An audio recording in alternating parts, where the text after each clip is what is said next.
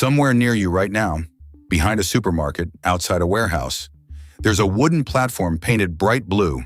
You've probably seen them many times. You've probably never asked who owns them. They belong to CHEP, part of an Australian-listed company called Brambles. In Brambles' financial year ending June 30th, 2025, it reported $6.67 billion in sales revenue. About $6.2 billion of that came from its pallet segments, and Brambles says its revenue comes predominantly from rental and other service fees. The Blue Network is part of a much larger system. A 2025 peer-reviewed industry study cites an estimate of 3.1 billion pallets circulating in the United States. That counts every pallet material, though the study says most are wooden. And where the estimate was originally derived, even the study doesn't say.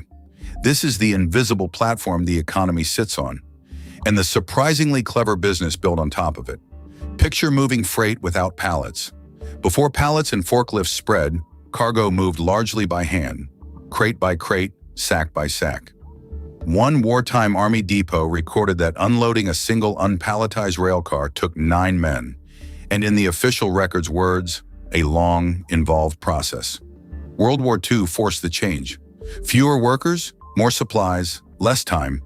The military's answer was the pallet, paired with a then-new machine, the forklift. Its fleet grew from around 10,000 forklifts before the war to more than 60,000 by 1945. An official 1953 history of the Army's Quartermaster Corps called the combination the most significant and revolutionary storage development of the war. After the war, the revolution standardized. The classic North American pallet measures 48 by 40 inches. The industry calls it the GMA pallet, named for the Grocery Manufacturers Association. In the most recent industry survey, it's the single most common new pallet size, at about 29% of production. That standard is the quiet genius here, because a 48 by 40 fits the forklift, the pallet jack, the warehouse racking, the truck bed, and the loading dock. A shrink-wrapped stack of goods can cross the country with far less manual handling of the individual boxes. The pallet is a physical interface standard. It did for warehouses something like what the shipping container did for ports. And the scale is staggering. An estimated 919 million new wooden pallets built in 2021, up 75% from 5 years earlier, plus roughly 280 million more repaired or remanufactured and put back to work, which brings us back to the blue ones. Many non-pooled pallets are what the industry commonly calls whitewood, plain wood, bought and sold outright, changing hands again and again through thousands of local businesses. The blue pallets work differently. CHEP states that its blue pallets remain CHEP property, never sold to any third party, and are supplied through its pooling system. The model is called pallet pooling, and it works like this. A manufacturer rents pallets from the pool and ships its goods on them. At the other end, the retailer unloads, and the empty pallets are collected, hauled to a service center, inspected, repaired if needed, and issued back out to the next customer. Own the asset once. Rent it again and again. Repair instead of replace. Brambles calls this share and reuse, and says its revenue comes predominantly from rental and other service fees. The scale is remarkable.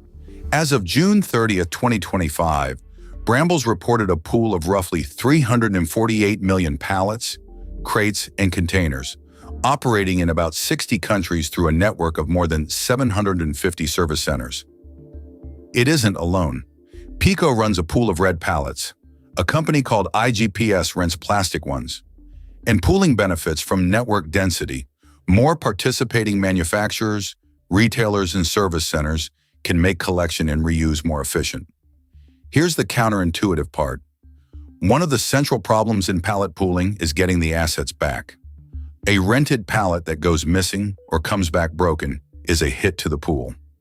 Brambles' own reporting shows how much this matters.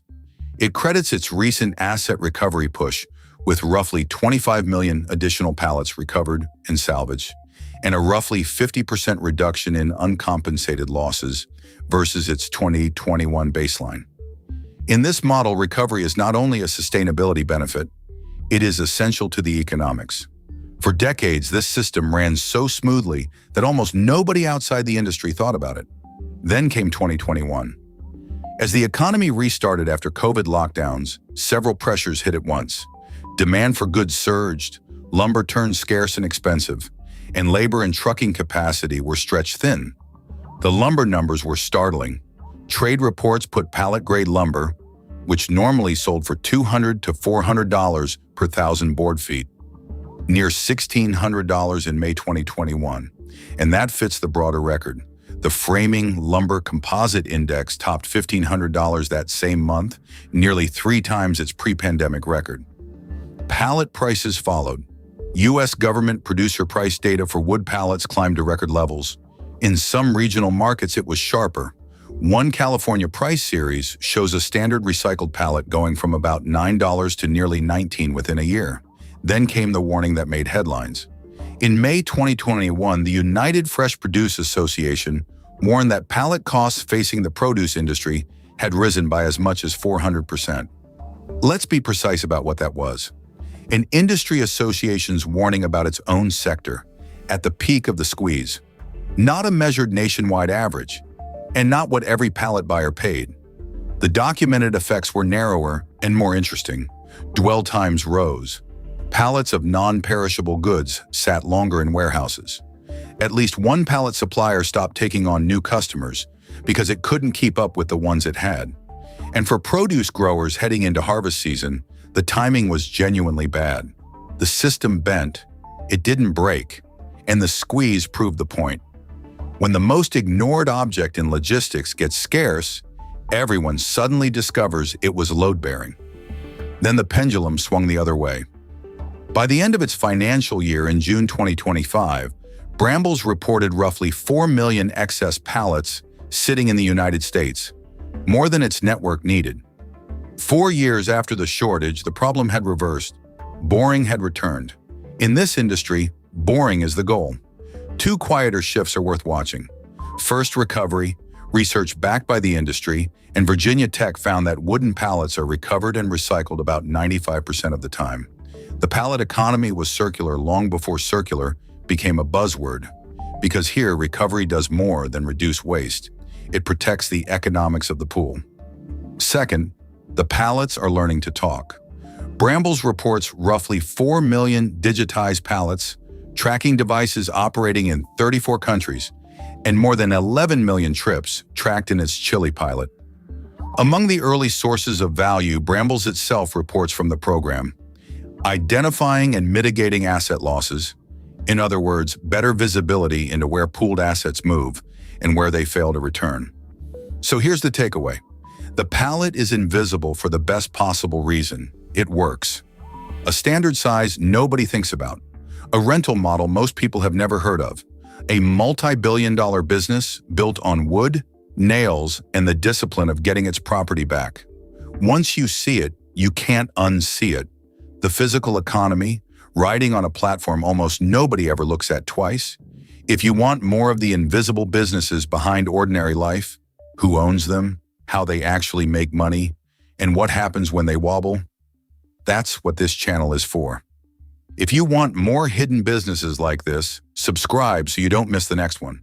Next up, the hidden economics of vending machines.